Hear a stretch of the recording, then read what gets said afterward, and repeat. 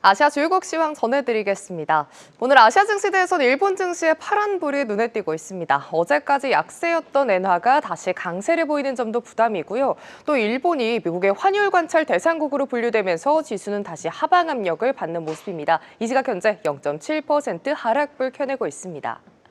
일본 증시 대표 지수죠. 니케이 지수를 추종하는 에이스 일본 니케이 ETF 추이도 확인해 보시죠. 역시 니케이 지수와 연동되면서 오후장 들어 하락세가 짙어진 모습인데요. 이 시각 현재 0.64% 하락불 켜내고 있습니다.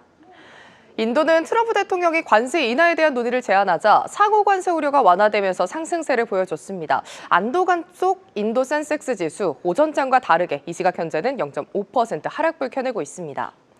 관련 ETF 추이도 확인해 보시죠. 인도의 또 다른 대표 지수 니프티 50 지수를 추종하는 ETF인데요. 니프티 지수가 23,000포인트를 상회하면서 순조로운 흐름을 보였던 오전과는 달리 이 시각 현재는 누름을 조금 받는 모습입니다.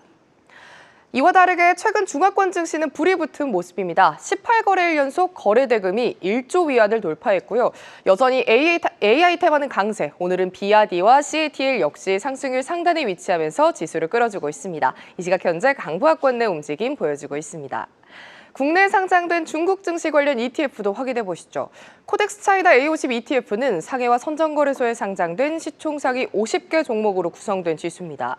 최근 기술주 급등으로 주가 변동성이 높아지고 있지만 기술주를 향한 투자자들의 리스크온 심리가 확산되면서 거래 대금도 늘어나는 분위기인데요. 지수가 좋으니 역시 ETF도 상승 탄력을 받았습니다. 이 시각 현재 0.5% 상승불 켜내고 있습니다.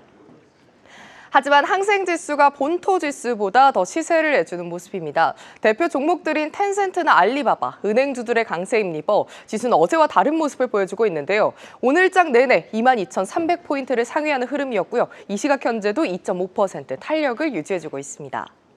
국내에 상장된 홍콩 증시 관련 ETF도 확인해 보시죠. 코덱스 차이나 항생테크 ETF는 홍콩 증시에 상장된 대형 테크 기업 30개 주가를 반영한 지수입니다. 이 시각 현재는 보합권에서 방향성을 찾고 있습니다. 지금까지 아시아 시황 전해드렸습니다.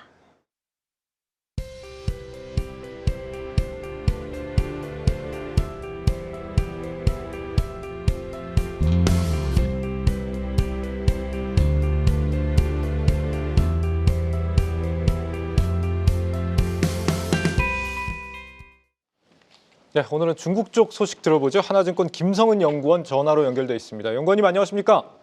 안녕하십니까. 하나증권 김성은입니다. 네, 이 중국 증시는 요즘 이 미국 관세 압박에 대한 우려 그리고 딥시크에 대한 기대 양쪽의 변수를 동시에 맛보이는 것 같습니다. 앞으로 방향성을 좀 어떻게 보고 계신가요?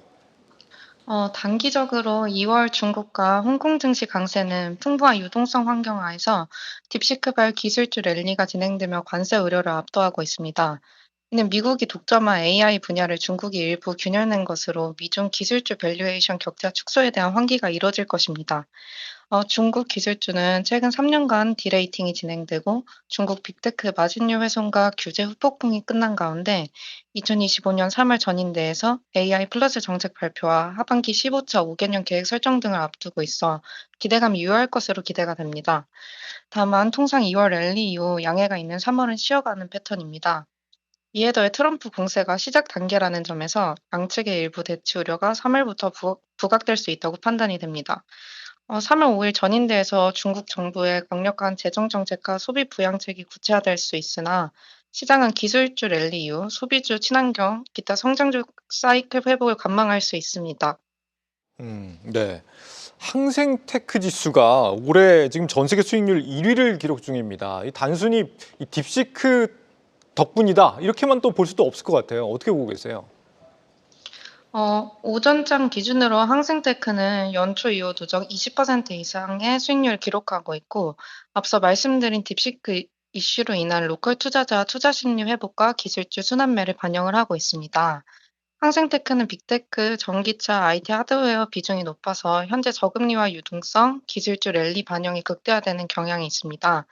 다만 수급 관점에서 단기적으로 부담 요인이 상승하고 있고 미국발 관세 및 기술 규제 등 이슈에 노출이 되면서 변동성이 확대될 가능성도 상존합니다. 현재 항생테크 PER은 22배로 2021년 전고점 65배 대비 크게 낮은 편입니다. 그래서 편입 종목 이익 추정치 상향 조정도 꾸준한 편입니다. 따라서 밸류에이션 부담보다는 단기 트레이딩 불확실성이 제기될 수 있으며 연간으로 볼 때는 매집 기회로 접근하시는 걸 추천드립니다. 네. 이 중국 이관신 보조금 확대와 함께 지금 전자제품 수요가 살아나고 있는데 이런 수요 회복이 연중 계속될 수 있는 흐름으로 보고 계신지도 궁금합니다. 중국 당국이 2025년 가전 이구화신 품목에 스마트폰, 태블릿, 스마트워치 등을 포함시키면서 스마트 가전 업그레이드 붐이 조성이 되고 있습니다. 2025년 춘절 연휴 자동차, 가전, 스마트폰 등 이구환신 품목 판매량이 860만 대, 판매액은 총 310억 위안을 기록을 했습니다.